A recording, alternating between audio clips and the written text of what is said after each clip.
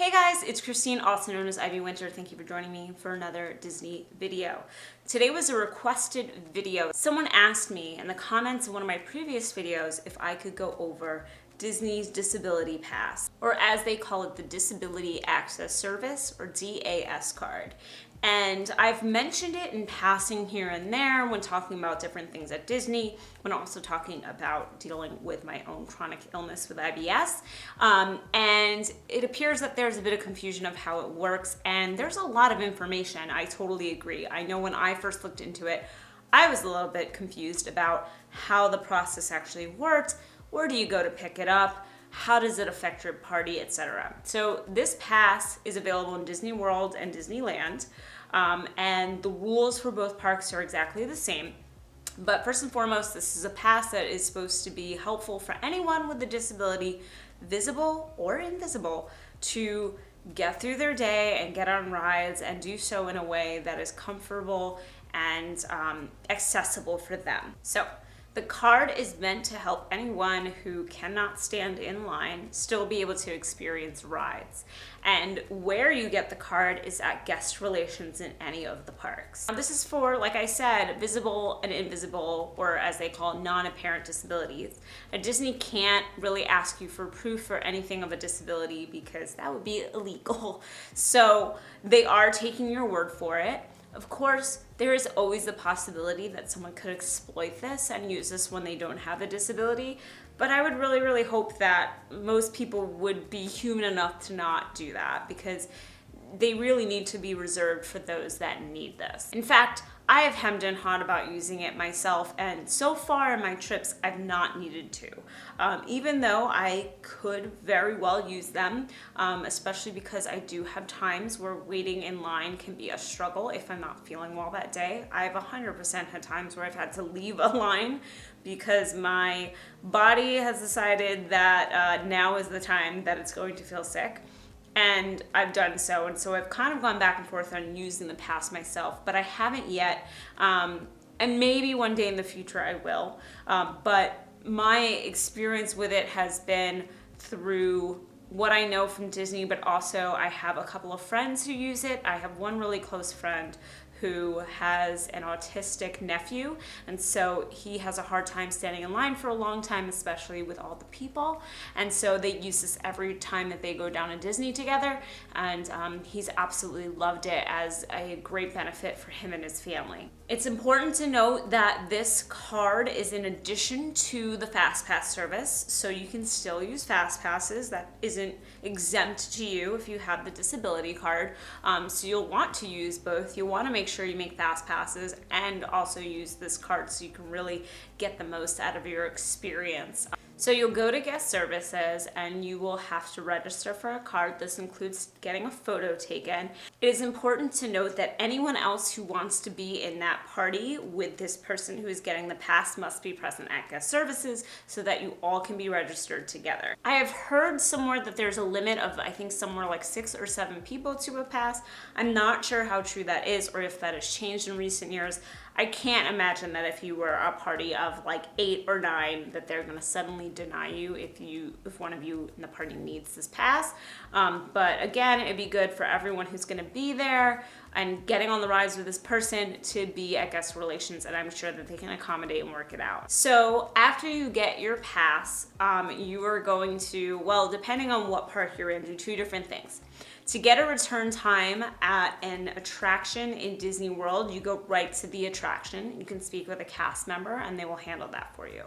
For Disneyland, currently you do have to go to one of the guest services kiosks. So they have those throughout the park, and that's where you go to get a return time for a specific attraction. So know which one you want, have it in mind before you do that. Your return time will basically be the wait time of if you stood in line. So if Seven Dwarfs Mine Train is 90 minutes, your return time is going to be in 90 minutes. Basically, you are waiting the wait of everyone else, except you don't have to do it standing in a line because obviously it could be an issue for a lot of people. So you can take that 90 minutes to use a fast pass you have in that time, to go wait in a shorter, maybe 10-minute line that maybe is possible for someone, to relax and sit and just wait for your time to come up. When you return to that attraction, they will have you board through the fast pass line. Only one return time can be held at any given time, so you cannot go to multiple attractions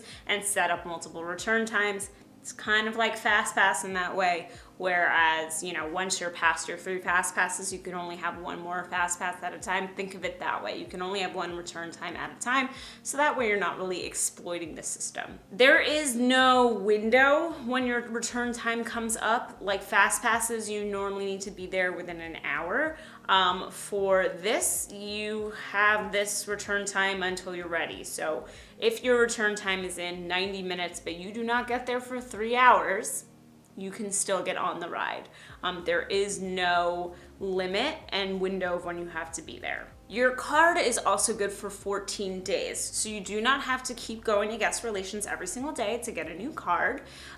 It'll be 14 days of a trip, and it'll work in every single park, every single day of your trip, unless of course you're there for more than 2 weeks, and if you are, God bless you, I am jealous, and then you would have to get another card after that. But no worries on having to redo anything every day. Your card is valid for 14 days. Another point to note is when you do go get your return time, the original guest that has the card doesn't have to be present to get the return time. Another member of the party can go and get the return time, but that first initial member does have to be with the party to get on the ride. So, meaning that the person with the actual disability does have to ride the ride at the return time. You cannot have your party decide to go without them and get their own return times and then get on the ride.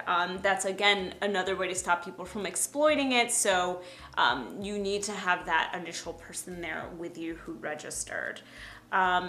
They do these sorts of rules here and there because, like I said, they cannot ask for medical proof. It's an illegal issue. And so while I said before, you know, yes, someone can still just get this without having any disability and use it. They're doing the best that they can to make it not too exploitative, where you can't just have anybody in the party going on and you can't have 10 different return times. They're doing what they can to restrict some things, but not be so restrictive that it isn't actually helpful in the end. Another thing to note that Disney states in their FAQ about this is that if you feel like this pass is not enough, as in this might not quite be what's needed to really accommodate the person with the disability, talk to them. They are more than happy to work something out that will accommodate whoever needs to be accommodated. One of the things that I really, really love about Disney is the fact that they are so accessible, and they still have a ways to go. There are definitely rides in certain areas and things that could be more accessible. I'd say from my experience, Rise of the Resistance queue could be more accessible, but they really have gone above and beyond with disability services, I think more than most theme parks, and I really, really appreciate that about them. So if you do need to use this card, don't be ashamed. Definitely go do it. You're not, it's not special treatment. It's what you need if you need it. I think that's really, really important to remember. If this is something you really need, you need it. This is not you being treated any more special or anything than any other guest. It's what you need to have a good time and feel healthy and feel good. If you have used the disability card before, let me know in the comments below. If there's anything I missed, let me know. Did it work out well for you? Did you find it was confusing at all? Definitely let's talk about it, because I want people who are looking into this to get as much information as possible. If you like this video, then like it. If you like me, you should subscribe. I make videos every single week. And I really appreciate these kinds of videos because I love when people come to me and ask me a question. I feel like that's the most helpful video that I can make. So please keep asking me questions, keep asking me to make videos on certain topics, because I would love to do. This whole channel is about helping you guys. That's all it's ever been about. So the more feedback you give me of what you need, the better this channel can suit you. Thank you so much for watching, and as always, have a great rest of the day. Bye.